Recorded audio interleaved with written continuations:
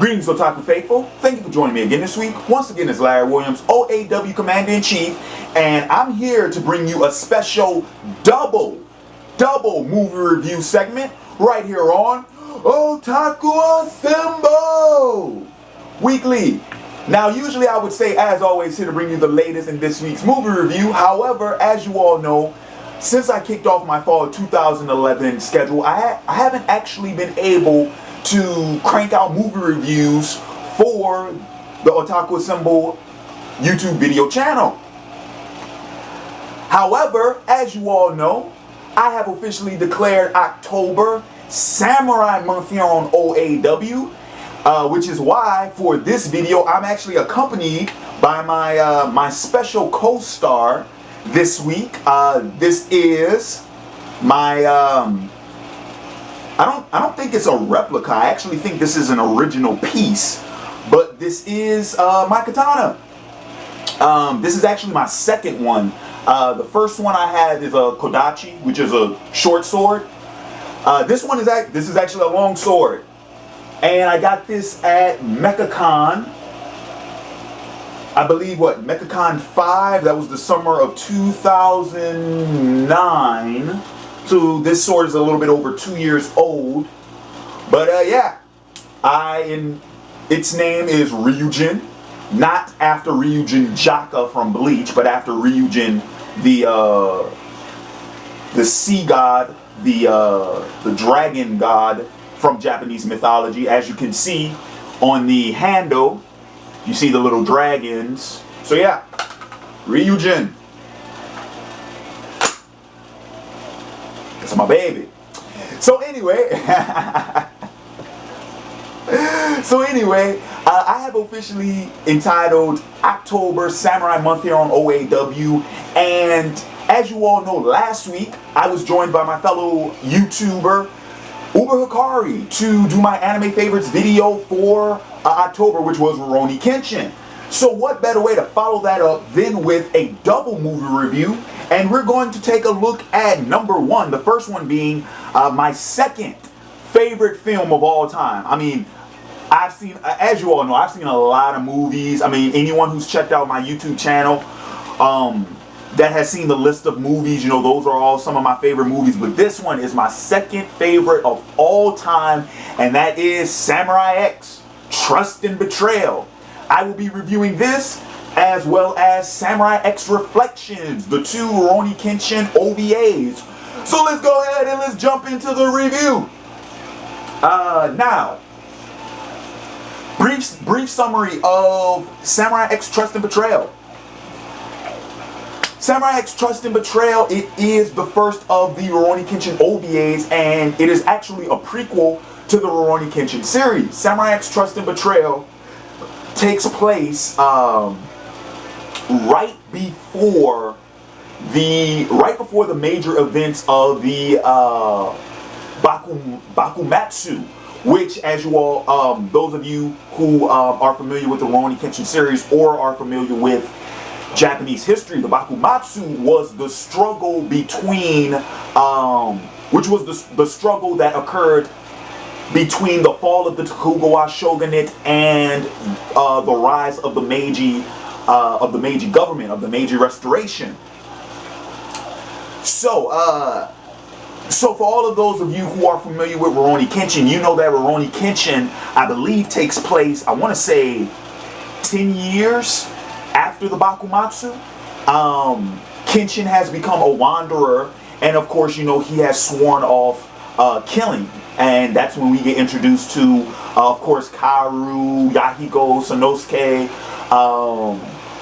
and then, of course, you know, the reverse blade sword. However, Trust and Betrayal, this is pretty much Kenshin's origin story. It starts off with Kenshin as a young boy, a slave, and the massacre that occurred, that he witnessed, his slave traders were massacred, and to his rescue came Shijoro Hiko, his master, the one who taught him the Hiten Mitsurugi style, and we see that in this film we actually see the falling out between Kenshin and Hiko. Kenshin, of course, as for those of you who are familiar with the Rurouni Kenshin series, Kenshin and Hiko had very differing political views, and Kenshin wanted to make a name for himself. He wanted to make a difference in this struggle, and so he went and he joined the war effort. However, before he left, Hiko did tell him, he says that you will become the pawn of nefarious men. You will become a tool to be used.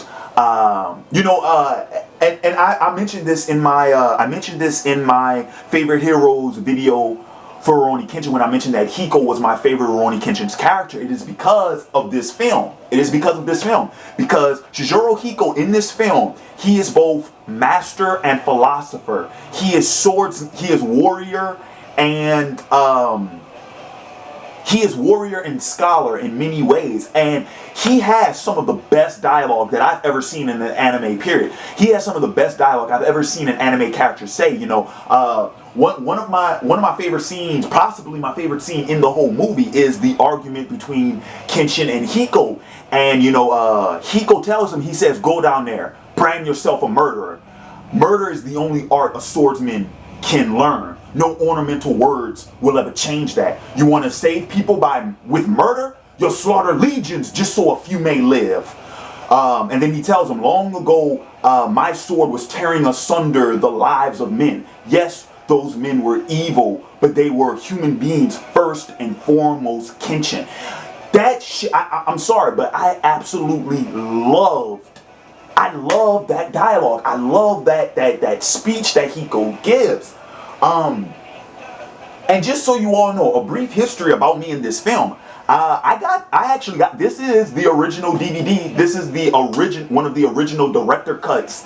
And yeah, I've had this DVD for 8 years. I got this June 20th, 2003. Shout out to my big sister Adriana. She hooked me up with this for my I believe that was my 14th birthday. Yep, and I still got it. It's actually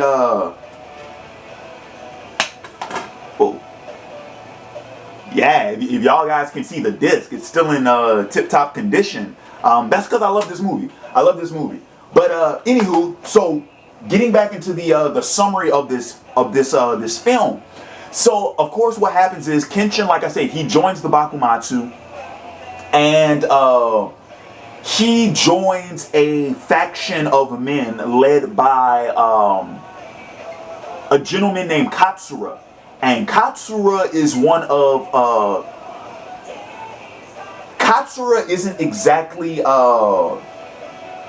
he is somewhat of a lord, but he is much more of a the best way I can.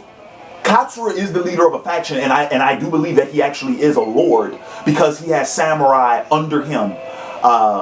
But the best way that I can describe Katsura is he's somewhat of like an alderman. Like, he's the type of man who is physically involved with the community.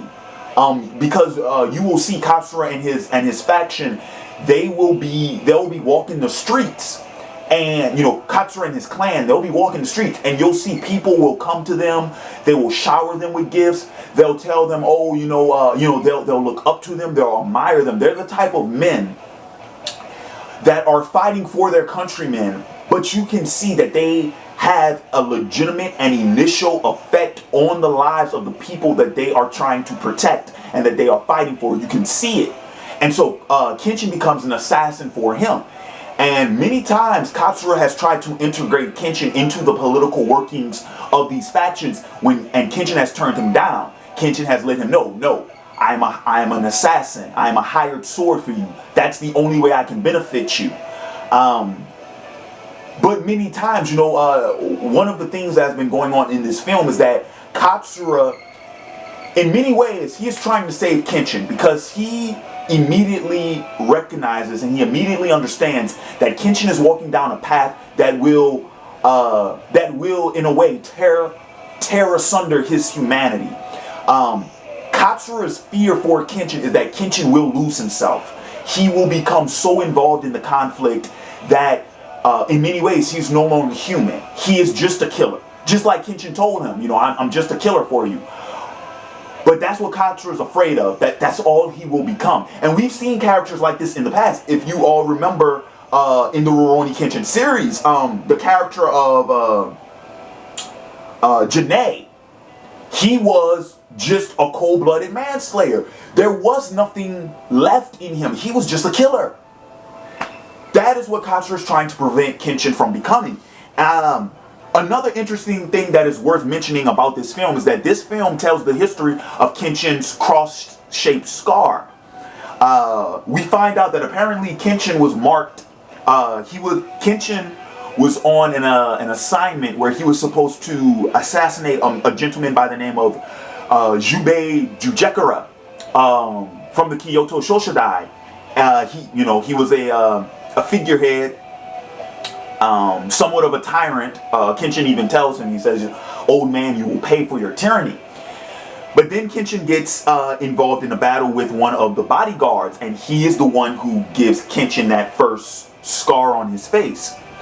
And so, Kenshin, of course, he comes out victorious, but we find out, we get introduced to a character by the name of Tomo. Tomo is a young woman who is new to the city, who is new to Kyoto. That's the city in which the story takes place. And we find out that she is in fact, or she was in fact, the fiance to the bodyguard that had given Kenshin that scar. Now how exactly does this whole thing come about? Well, this is what happened. The bodyguard, whose name, Kiyosato, that was his name. That's the bodyguard's name, Kiyosato.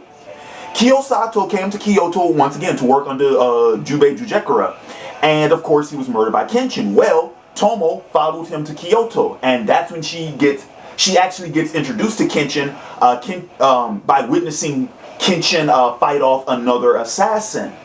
And throughout the film, there's actually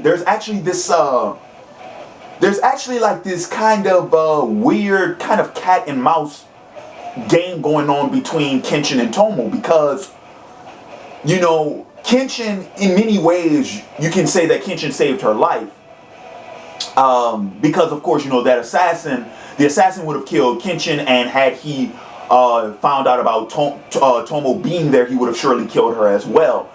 In a way, Kenshin saves her life. He kind of looks after her, makes sure that she's taken care of, and when he brings her to the inn and she gets a job there, and they kind of begin this sort of weird, obscure type of courtship. But then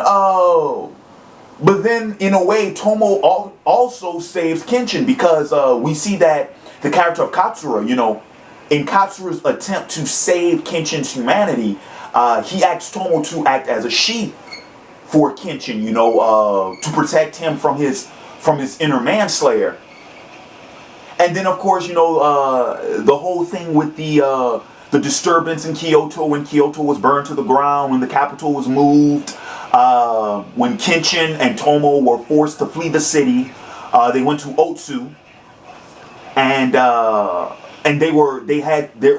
their disguise was actually to be husband and wife. In that whole time, they wind up actually falling in love with one another. But then, of course, towards the end of the film, we see that in fact Tomo was actually setting Kenshin up to be assassinated by the shogunate to avenge her late fiance Kiyosato. And at the end, she decides against it, because she actually has fallen in love with Kenshin. But of course, when Kenshin finds out about it, he just thinks that, she tried to, she was lying to me the whole time. I have to go and I have to kill her. But it's not that simple, because the whole time that Kenshin is going out to find Tomo to get answers about this whole thing, that's his thing. He's looking for answers. He's not looking to kill her. He wants to know why. And then, of course, another thing about Trust and Betrayal, the fight scenes, so realistic. they're very realistic in the fact that, let's face it, you know, we love anime, especially our shonen anime. We like the, you know, the big epic fights and shit like that. But let's face it, in real, you know, in real life, you know, this shit didn't happen. And even in Rurouni Kenshin, in the Rurouni Kenshin series, there are some epic fights, but they are much more realistic in this film, and in the way that, in fact, they're swift. They're very fast. The fights in this film are very, very fast, and that's exactly how they would have been in real life. You know, the whole romanticization about these different martial arts styles, you know, like the Hiten Mitsurugi and you know, all these different styles that these different characters have, it's not apparent in the film, and that helps build into this film's realism, because all of that, like I said, is romanticized. They're making these martial arts seem larger than life, as if these characters are somehow supernatural or superhuman, you know, that type of thing. Not once in this film does Kenshin say Hiten Mitsurugi style. Not once. Not once. And I like that. I like that because, like I said, this film appears as a much more realistic account of what happened.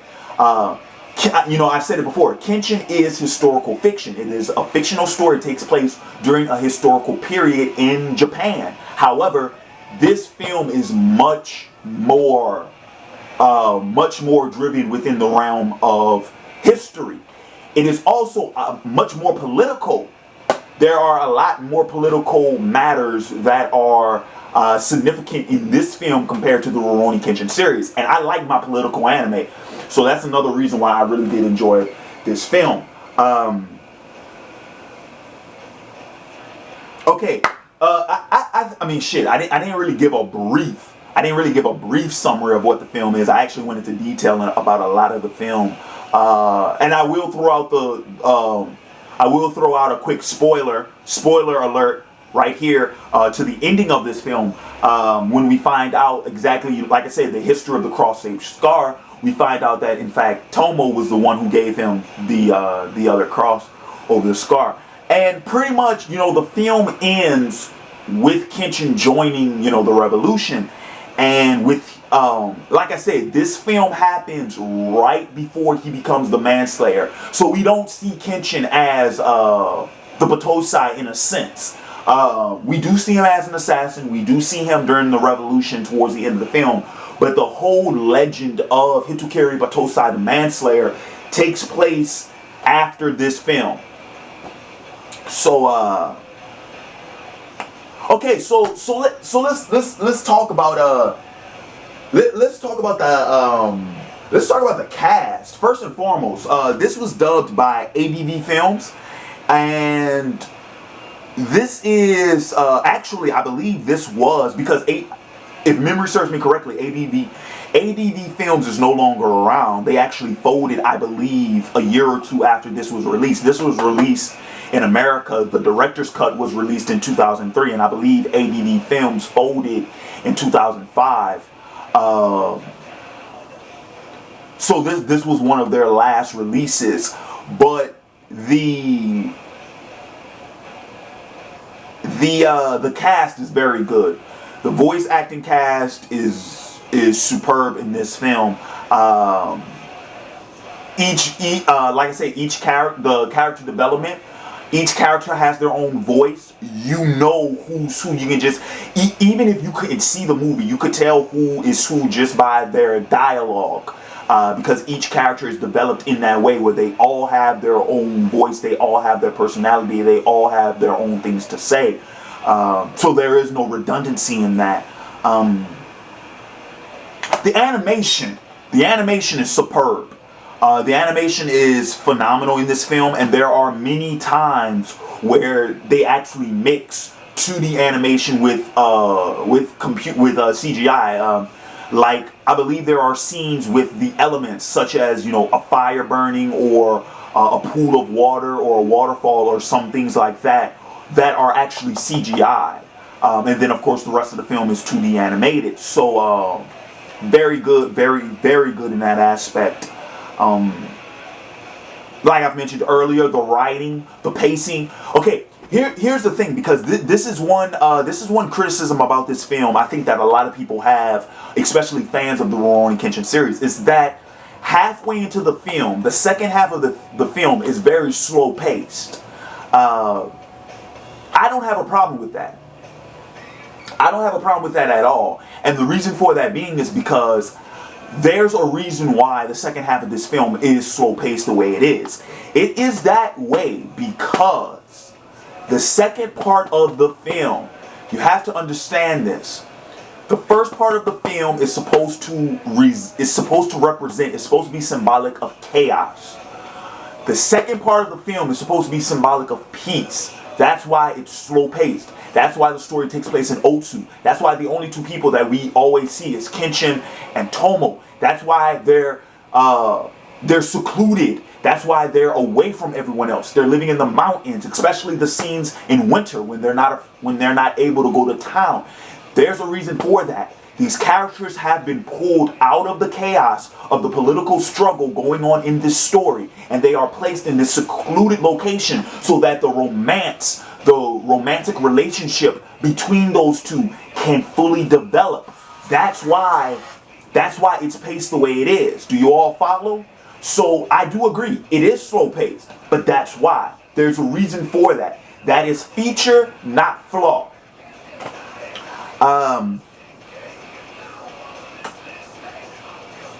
So let's see, because I think I just reached my 20-minute mark, so I think I'll go ahead and I'll wrap up my Trust and Betrayal review. What else can I say about this film? Just closing thoughts on the film. It is canon. That is something that I do need to make aware to you all. There is a difference between anime movies and anime OVAs. OVAs are almost, there are exceptions to the rule, but OVAs are almost always canon. Other examples of OVAs would be Dragon Ball Z, History of Trunks. That's not a movie, it's an OVA. And how do you know? Because it's canon. Also, Bardock, the father of Goku. That's an OVA, not a movie. How do you know? Because it's canon. However, that's going to segue into my review of Samurai X Reflections, because Reflections is not all canon. So, Trust and Betrayal, canon. Let's jump into my my review of Reflections. Now, I know a lot of you are going to wonder, it's like, Larry, you don't have a copy of Reflections? Which is kind of funny, because I do have Trust and Betrayal, and I also have This is Samurai X, the motion picture. This is all filler, ladies and gentlemen. This is not canon at all, and it's not an OVA. This was the theatrically released movie in Japan. I do actually own a copy of this, but I don't own a hard copy of Reflections. I own a digital copy of it. Don't judge me. Anyway, but let's talk about Samurai X Reflections, because Samurai X Reflections, the funny thing about Reflections is that Reflections is both canon and filler. And this is what I mean by this. A brief summary of Samurai X Reflections. Samurai X Reflections takes place after the manga ends. The manga, ladies and gentlemen, after the Inishi arc. That is where Samurai X Reflections takes place. Years after. Anyone who's read the manga, you all know that at the end of the manga ends with the birth of Kenshin and Karu's son. In Reflections, Kenshin is a teenager. He is about the same age that Kenshin was in Trust and Betrayal. Now, a brief summary of what Reflections is about. Pretty much, this is what's going on in Reflections. Another war has broken out in Japan. Another battle, and Kenshin has been called into service. So Kenshin leaves Tokyo, and he goes to fight in the war effort. But the whole time, we have Karu, who is still in Tokyo. She's still at home, and she's pretty much longing for Kenshin to return. We have Sanosuke, who has actually gone out and searched for Kenshin to bring him back home. And then we have Kenshi, his son, who has actually begun training in the Hiten Mitsurugi style under Hiko. In which case, Hayahiko, who is now a young man at this point, has gone and searched out for him. So the general overall synopsis of the Reflection story is that it's the reunion of these characters. These characters have been away from home for so long, and it's about going out and bringing them back.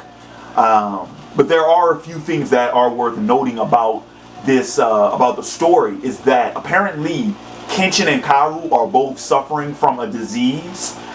And to this day, I still don't know what that disease is. I have my own theories on what it possibly could be.